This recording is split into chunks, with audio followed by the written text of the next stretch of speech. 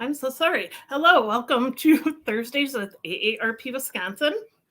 I am Amber Miller, your host for today. And of course, before we get to our guest, I always like to do a couple announcements. So as always, if you're looking for additional information about AARP events or information, you could go to the website below, which is aarp.org/WI.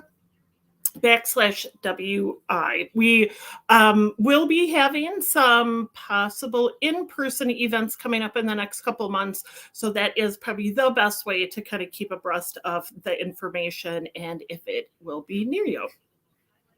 Please also remember the Community Connections initiative through AARP, which started about 2 years ago during the pandemic. But if you go to aarpcommunityconnections.org, you're going to see a couple different things. One is you can find volunteer opportunities with just even within like your local community, but you can also start volunteer opportunities. So maybe you want to start maybe a neighborhood cleanup. You could find all that information there, including how to set that event up.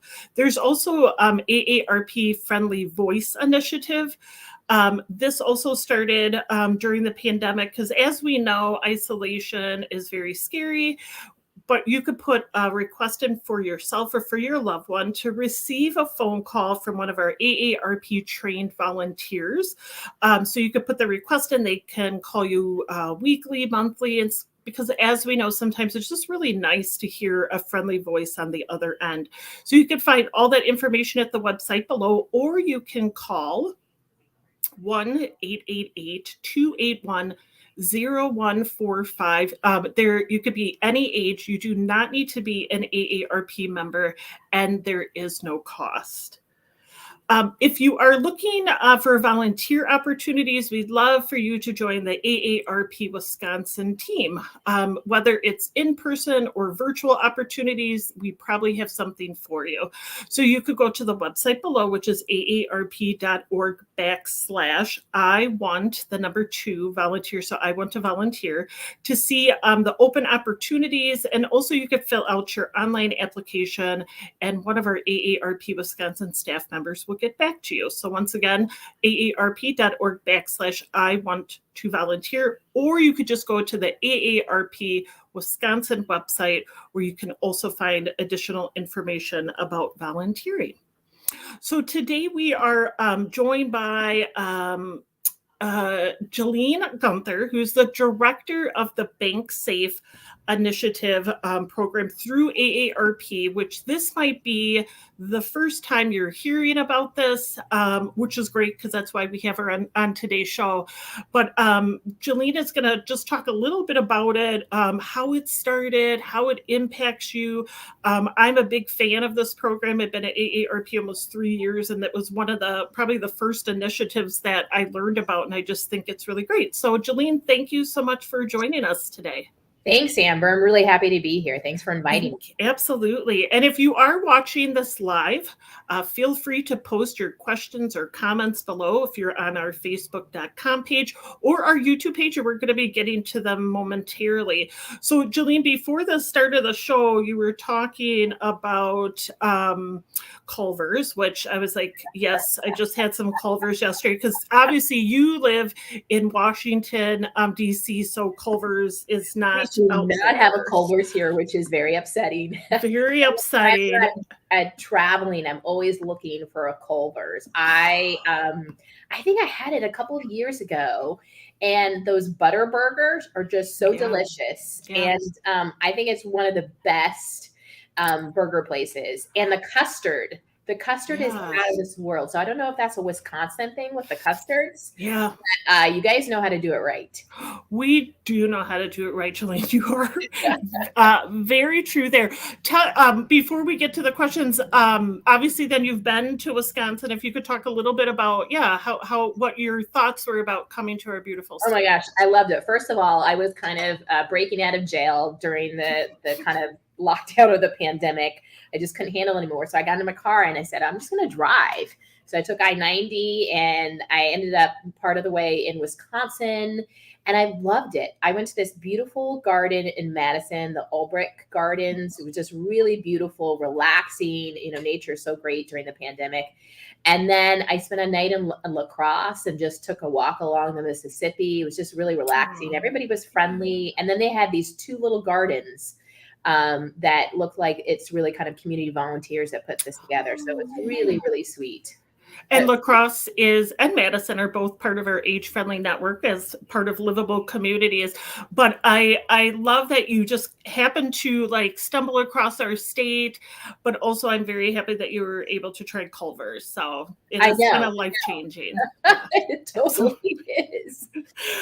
So Jilenne, anytime you're back in Wisconsin, please obviously keep us posted because there's a lot of other restaurants that might be of interest to you. Yes, but we'll definitely have to do a custard, dine around. Absolutely. Yes. There's so much custard in the state, but I know, thank you so much for plugging our beautiful state, but you lead the BankSafe initiative, obviously with AARP national office. So how big of a problem is financial exploitation? So it's actually a really big problem. 1 out of 5 older adults become victim of exploitation. The average victim loses about $120,000. And I know. And the sad thing is it's typically family members that are the perpetrators. And family members, the other thing that's important to remember too, is family members typically steal twice as much as strangers. And you might be asking yourself, why is that? And it's, well, with a family member, you have established trust, right? Strangers have to establish that. And the second is family members tend to know where the money is. So they know where the assets are and where they're kept. So that's one of there's some real dangers out there. And part of that, Amber, is because, is when you look at what the average 50-year-old has is in savings, it's about $100,000. And so when someone is has that much stolen, they're really, in a blink of an eye, they're losing their retirement savings. It's very scary. And I know with the Fraud Watch Network kind of in general, we've talked about how when people lose any amount of money, but especially 6 figures, the embarrassment that they feel, and that sometimes they don't reach out for the help or tell anybody about it. And they just kind of live in fear or shame because they think like, how could I have fell for that? Yeah. And that, that's something that we're trying at AARP to really flip the script. It's not that anyone's fallen for this. Yeah. It's something that happens. And I think, one of the things that we need to remember is not to blame the victim and not to blame ourselves. But there's a lot of embarrassment. There's anxiety. People that are exploited die earlier. And so there's all these other health consequences in addition to those financial ones. I mean, my own grandfather was financially exploited. He was a banker. He was the CEO and chairman of the board. And in his 90s, when he was retired, my uncle, who also was a banker, saw the red flags of exploitation. Someone was taking cash out of my grandfather's wallet. And so, funny enough, my uncle decided to set a trap using die packs, because who else has access to die packs other than a banker? And our family literally caught the thief red-handed. Wow. And it's a sad story. I mean, we were lucky because my family is from 3 generations of bankers, so we know the signs of exploitation, but not every family is. And that's part of the reason why we started BankSafe, was really to train the financial industry to spot and stop exploitation in its tracks. Great. And if you are just joining us, we are chatting with Jilenne Gunther, who is the director of the BankSafe program or initiative through AARP. So if this is your first time hearing about it, we're just talking about how it started. So maybe that would kind of be maybe a good next question is, how did BankSafe get started? I think it's recognizing, our executive vice president was on the Hill and was looking at how can we move the needle on this. subject. And how can we get the financial industry involved in this? Because if you are a vulnerable person, or you have someone in your circle that's a vulnerable person, and sometimes you might not realize that you're being exploited yourself, but those people around you can. So your family members can be that, but also perpetrators, when you're looking at, like, for instance, let's say you have a house and you're looking at, okay, I don't want someone to burglarize my house. You do a perimeter check. You're like, where are my weaknesses and vulnerabilities? And it's the same thing with your assets. Like, where are my vulnerabilities, and how are people accessing assets? And unfortunately, what happens is perpetrators go to where the money is held, and that's at financial institutions. But it's also good news for us too, because that gives us a second pair of eyes at that transaction level to look at, and spot and stop that exploitation. So we first started with this concept. I had been doing some of it out west prior to moving and taking this job at AARP. And we went to consumers and we asked them, the people who have a bank account at a bank or a credit union, and we asked them like about 20 different things that they might want from their financial institution, from accessibility issues to one-on-one retirement advice, to specialized loans, to discounts and products and services. And Amber, guess what they said they wanted most? More than anything else, it was this. They wanted thorough training on the front lines at their financial institution. And so, what's interesting is, before I came to AARP, I wasn't familiar with that AARP was doing this, but thinking about banks and credit unions, I'm going to ask you kind of a next question about that. A lot of 60 plus, 50 plus, depending on your age, still like to go inside the bank. They don't do maybe a lot of online banking. They might not use an app. So they go into the bank, maybe, I don't know how often, because they're used to doing that and building that relationship with the bank. And for the bank to now know to keep their eye out for any red flags, I think is just amazing. Yeah, no, it is true.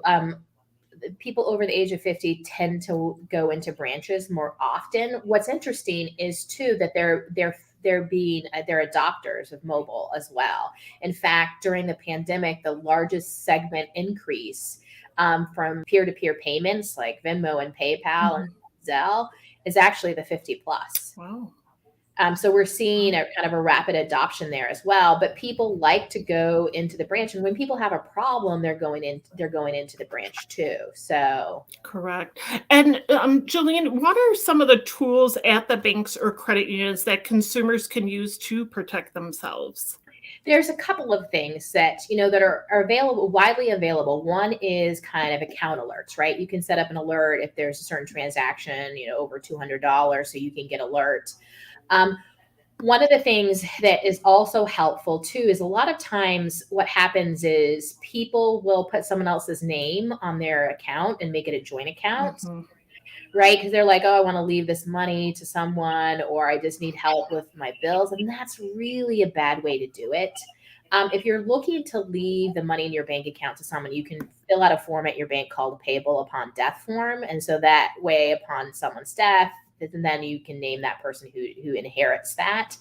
But the other thing too is what we recommend is what's called a read-only account, so that if you want a second pair of eyes on your account, let's say you do need help with your finances, what we recommend is you open up a second bank account with a smaller amount of money on it, put that power of attorney on it, but then also put a second person on it as view only, because power of attorneys, you're giving people a lot of power. Right?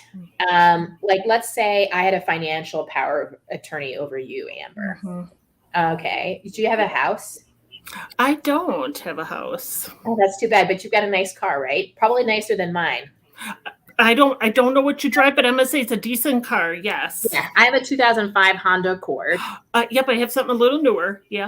Yeah. So I could basically take over your car, your assets, if I had power of attorney. It's a lot, and we don't know each other, and right. So that's very uncomfortable. But people are filling out a power of attorney form not realizing they're giving someone a complete amount of trust to that other person. And so you really should have a second person involved, just like you have two accountants in an office or, checks and balances. You have that checks and balances when you have a power of attorney. So we tell people to have a second person on there and then use a feature at a bank called like a read-only account. So that second person can see what's going on and be that second pair of eyes for you. And Jilenne, if our viewers right now are watching this, is there a way for them to find out if their bank or credit union is part of BankSafe at all? We have a lot of financial institutions that are taking our BankSafe training. Some of them apply for an AARP BankSafe train seal. It's usually when 80% of them take our training, and they also have a policy that says that they report exploitation to the proper authorities. And that list is on our website. Okay. But this is all the ones that actually take our training too. So. Okay. And Jilenne, what has been the impact of BankSafe so far? It's actually really just phenomenal. We've saved with the banking industry, banks, credit unions, investment firms. We're now going to go out into the gift card arena as well as peer-to-peer payments. We've saved $110 million from being in the hands of perpetrators. That's and huge. A lot of that, we did a study where we looked at the training. We had a random control study where some people took the training, some people didn't. And then we compared and contrasted. And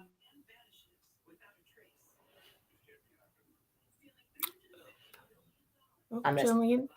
Sorry, Jilenne. I think you froze up. I'm sorry. Oh, we could see you. Okay.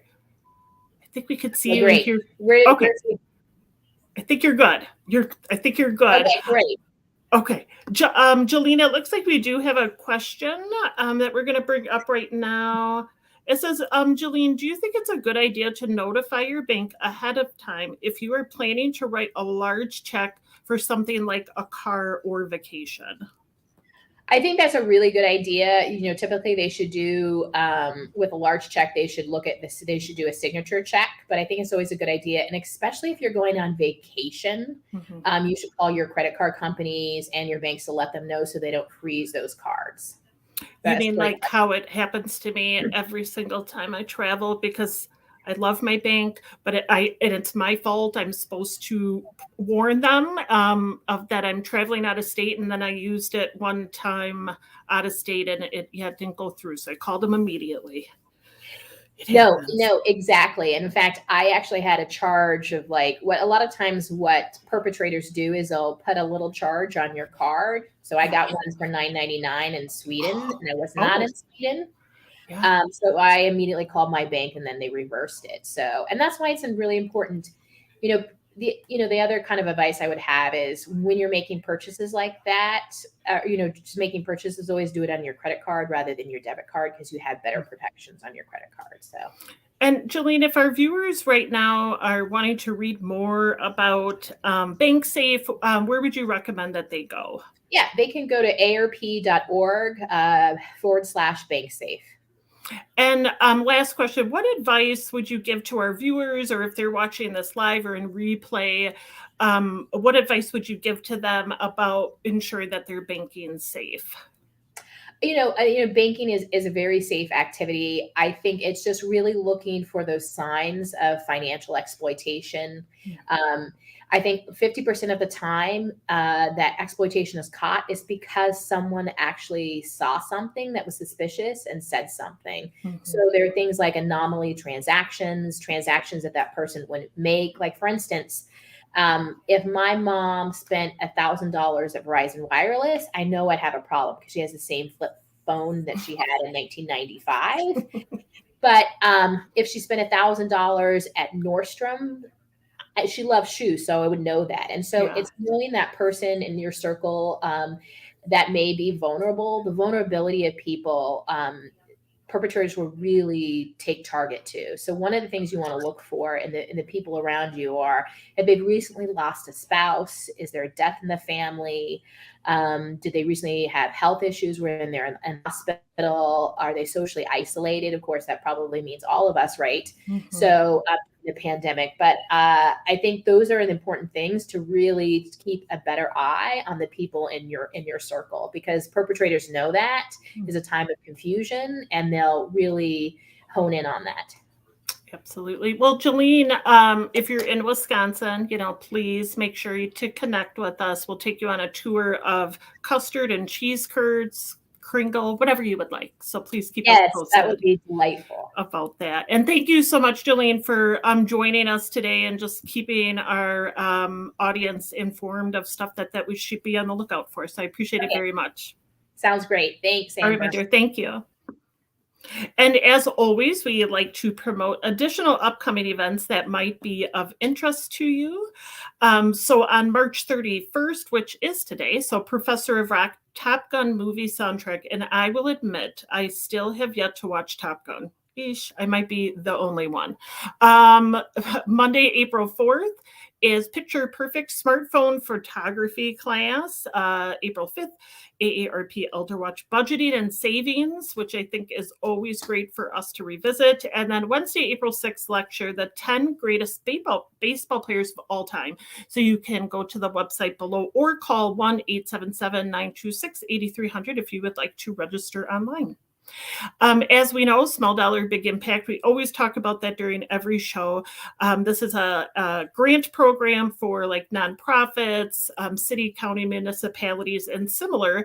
Should you want to apply for up to $1,000 grant that you can use to impact your community. So maybe an out of the box idea that you were just looking for a little funding for. So we encourage you to visit aarp.org/WISDBI. So SDBI stands for Small Dollar Big Impact.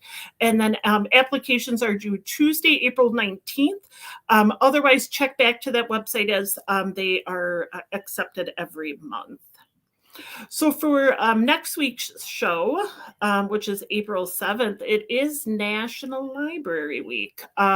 So we're going to be talking to a couple of librarians throughout the state of Wisconsin, talking about the importance of visiting your local library and why we're highlighting it for this special week. So you can come back here next Thursday from noon, or starting at noon, either on our Facebook.com page or our YouTube page, and we'll be taking live questions. So I want to give a special shout out to Courtney Ann Clam with AARP Wisconsin for producing this show. I very much appreciate it. And thank you again to Jilenne to also be our guest. But as always, we enjoy you being here. I look forward to seeing you next Thursday.